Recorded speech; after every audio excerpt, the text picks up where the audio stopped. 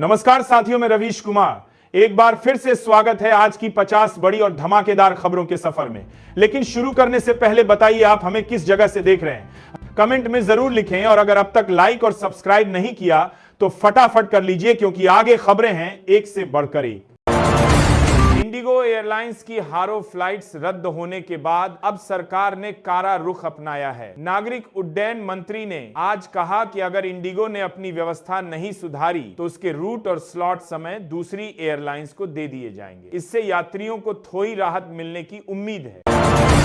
केरल में स्थानीय निकाय चुनाव लोकल बॉडी इलेक्शंस के पहले चरण की वोटिंग आज शुरू हो गई है। राज्य के 7 हिलों में लोग सुबह से ही लाइनों में लगकर अपने वोट डाल रहे हैं। सरकार ने इन हिलों में आज छुट्टी का ऐलान किया है ताकि ज्यादा लोग वोट कर सकें।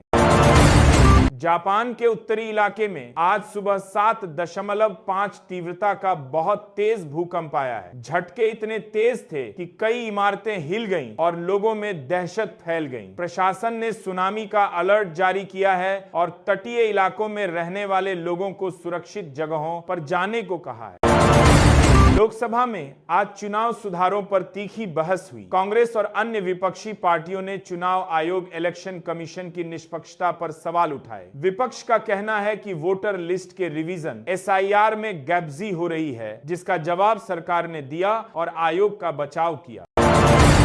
बिहार विधानसभा के नवनिर्वाचित स्पीकर डॉ प्रेम कुमार ने आज सदन की कार्यवाही संभाली। पक्ष और विपक्ष के सभी नेताओं ने उनका स्वागत किया। स्पीकर ने भरोसा दिलाया कि वे सदन में सबकी बात सुनेंगे और बिहार के विकास के मुद्दों पर अच्छी चर्चा करवाएंगे। सुप्रीम कोर्ट ने एक अहम फैसले में कहा है कि किसी कर्मचारी की मौत के बाद उसके भविष्य निधि PF और पेंशन पर सिर्फ पत्नी का ही नहीं बल्कि उसकी मां का भी हक है। कोर्ट ने कहा कि मां को नजरअंदाज नहीं किया जा सकता, उसे भी आर्थिक सुरक्षा मिलनी चाहिए। भारत और दक्षिण अमेरिकी देश चिली के बीच एक बड़ा व्यापार समझौता CEPA हुआ है। नई दिल्ली में हुई बातचीत के बाद दोनों देश कई तरह के टैक्स कम करने पर राजी हुए हैं। इससे भारत का निर्यात बनेगा और वहां से तांबा और लिथियम मंगाना सस्ता हो सकता है। भारतीय सेना की ताकत बनाने के लिए स्वदेशी अटैक ड्रोन बाज के निर्माण को मंजूरी मिल गई है। यह ड्रोन पूरी तरह भारत में बना है और हवा से ही रॉकेट दाग सकता है। इसे सीमा पर निगरानी और हमलों के लिए इस्तेमाल किया जाएगा।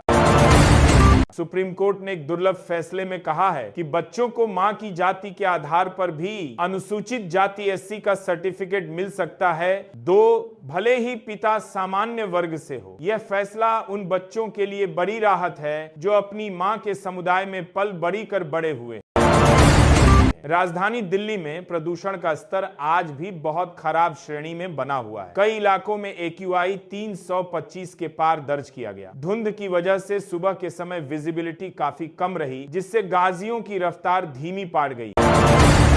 रूस के राष्ट्रपति पुतिन के भारत दौरे के बाद चीन ने सकारात्मक प्रतिक्रिया दी है। चीन ने कहा है कि भारत, रूस और चीन मिलकर दुनिया में शांति ला सकते हैं। इसे यूक्रेन युद्ध को रोकने की दिशा में एक अहम कूटनीतिक संकेत माना जा रहा है।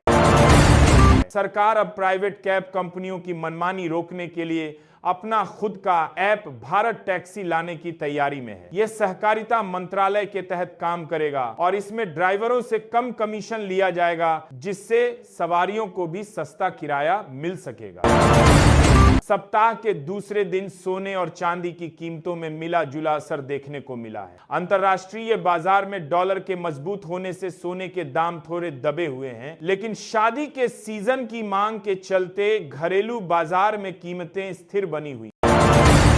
चंडीगढ़ में आज से India international science festival IISF का मुख्य आयोजन शुरू हो गया है। इसमें देश भर के युवा वैज्ञानिक अपने नए आविष्कार दिखा रहे हैं। सरकार का मकसद बच्चों में विज्ञान के प्रति रुचि बनाना और नई तकनीकों को बढ़ावा देना है। राजस्थान देश का पहला राज्य बन गया है जहां एक 100% वोटर लिस्ट को डिजिटल कर दिया गया है। अब वहां के मतदाताओं की सारी जानकारी कंप्यूटर पर उपलब्ध है, जिससे चुनाव में गैपबाजी की गुंजाइश खत्म हो जाएगी। कांग्रेस नेता राहुल गांधी आज अपनी पुरानी सीट अमेठी और रायबरेली के दौरे पर हैं। वायनाड और रायबरेली में मिली जीत के बाद वे जनता का धन्यवाद करने पहुंचे हैं। कांग्रेस कार्यकर्ताओं ने उनका जोरदार स्वागत किया है।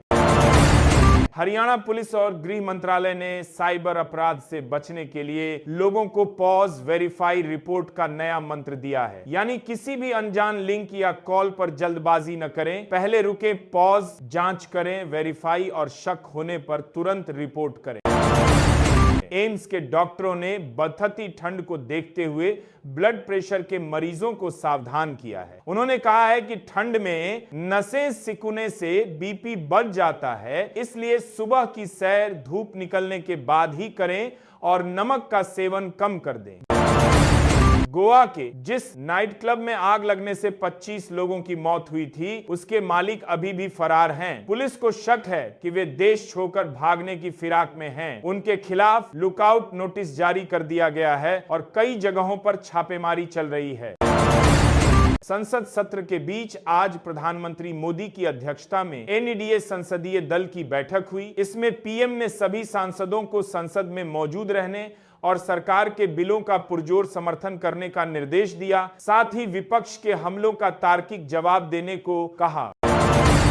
अंक ज्योतिष न्यूमेरोलॉजी के मुताबिक आज 9 तारीख होने से मूलांक 9 वाले लोगों जिनका जन्म 9, 18, 27 को हुआ है के लिए दिन बहुत शुभ है। आज उन्हें करियर और पैसे के मामले में अच्छी खबर मिल सकती है और रुके हुए काम पूरे हो सकते हैं।